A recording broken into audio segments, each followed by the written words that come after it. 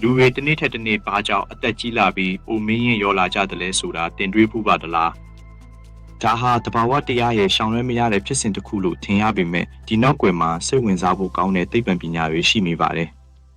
အိုမင်းချင်းဟာကျွန်တော်တို့ရဲ့ဆယ်လေးတွေကနေစတင်တာဖြစ်ပါတယ်ကျွန်တော်တို့ခန္ဓာကိုယ်ထဲမှာဆဲတွေဟာအမြဲတမ်းအသစ်ပွားနေကြပါတယ်ဒါပေမဲ့ဒီဖြစ်စဉ်ကထာဝရမဟုတ်ပါဘူးအဓိကအကြောင်းရင်းကတော့ကျွန်တော်တို့ရဲ့ညအဆုံးမှရှိတဲ့တဲလိုမီယာ telomerase အကြောင်းပါတဲလိုမီယာတွေဟာဖက်နှက်ကြိုးစွန်းကပလတ်စတစ်ဆွတ်လေးတွေလိုပါပဲဒီနာတွေကိုမပျက်စီးအောင်ကာကွယ်ပေးထားတာပါဒါပေမဲ့ဆက်တစ်ခုအသစ်ပွားတိုင်းဒီတဲလိုမီယာလေးတွေဟာတဖြည်းဖြည်းတိုးလာပါတယ်နောက်ဆုံးမှာတော့တဲလိုမီယာတွေအရန်တိုသွားတဲ့အခါဆဲတွေဟာအသစ်မပွားနိုင်တော့ပဲတည်ဆုံးသွားကြပါတယ်ဒါဟာကျွန်တော်တို့အသားရည်မှာအရေးအကြောင်းတွေပေါ်လာစေတဲ့အကြောင်းရင်းတစ်ခုပေါ့နောက်ထပ်အကြောင်းရင်းတစ်ခုကတော့ oxidative stress oxidative stress လို့ခေါ်တဲ့ဖြစ်စဉ်ပါကျွန်တော်တို့အသက်ရှူလိုက်တဲ့အောက်ဆီဂျင်ဟာခန္ဓာကိုယ်ထဲမှာ free radical တွေကိုဖြစ်ပေါ်စေပြီး cell တွေကိုတိုက်စားစေပါတယ်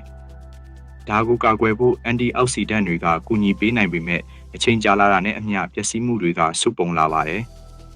ကျွန်တော်တို့ cell ရဲ့စွမ်းအင်ဗဟိုဖြစ်တဲ့မီတိုကွန်ဒရီယာတွေဟာလည်းအသက်ကြီးလာတာနဲ့အမျှစွမ်းဆောင်ရည်ကျဆင်းလာပါတယ်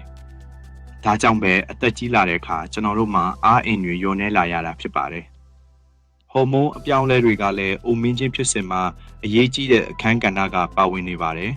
။ခန္ဓာကိုယ်တွင်းဖြစ်စဉ်တွေအပြင်ပြင်ပအချက်တွေကလည်းအိုမင်းချင်းကိုမြန်ဆန်စေပါတယ်။မြေရောင်ကြည်လာတဲ့ဘာရောင်ကြည်တွေဟာအသားရည်ရဲ့ကောလာဂျင်တွေကိုပျက်စီးစေပါတယ်။လေထုညစ်ညမ်းမှုနဲ့ဆဲလိပ်တောက်ခြင်းကလည်းဆဲတွေအိုမင်းချင်းကိုတိတိတတ်တာအရှိန်မြင့်ပေးပါတယ်။ဒါပေမဲ့သတင်းကောင်းကတော့ကျွန်တော်တို့ရဲ့လူနေမှုပုံစံနဲ့ဒါကိုနှိမ့်ကွေးအောင်လုပ်လို့ရတာပါပဲညတ်တဲ့အစားအသောက်ပုံမှန်လေ့ကျင့်ခန်းနဲ့လုံလောက်တဲ့အိပ်စက်ခြင်းဟာအိုမင်းချင်းကိုအတိုင်းအတာတစ်ခုထိဟန်တားပေးနိုင်ပါတယ်စိတ်ကျန်းမာရေးဟာလည်းအရေးကြီးပါတယ်စိတ်ဖိစီးမှုလျော့နေခြင်းကဆဲတွေကိုနှုတ်ပြိုစေပါတယ်အိုမင်းချင်းဆိုတာတကယ်တော့အတွေ့အကြုံတွေနဲ့ရင်းချက်မှုတွေစုဆောင်းလာတဲ့ဖြစ်စဉ်တစ်ခုလည်းဖြစ်ပါတယ်အသက်ကြီးလာတာနဲ့အမျှကျွန်တော်တို့မှာပုံမနဲ့ဆိုင်တဲ့အသိပညာတွေရှိလာကြပါတယ်ကျွန်တော်တို့ရဲ့မျိုးရိုးဗီဇတွေကလည်းဘလောက်အထိအသက်ရှည်မယ်ဆိုတာကို25%လောက်ဆုံးဖြတ်ပေးထားပါတယ်အခုဆိုရင်သိပ္ပံပညာရှင်တွေဟာအိုမင်းချင်းကိုနောက်ပြန်လှည့်နိုင်ဖို့နည်းလမ်းတွေကိုလည်းရှာဖွေနေကြပါပြီ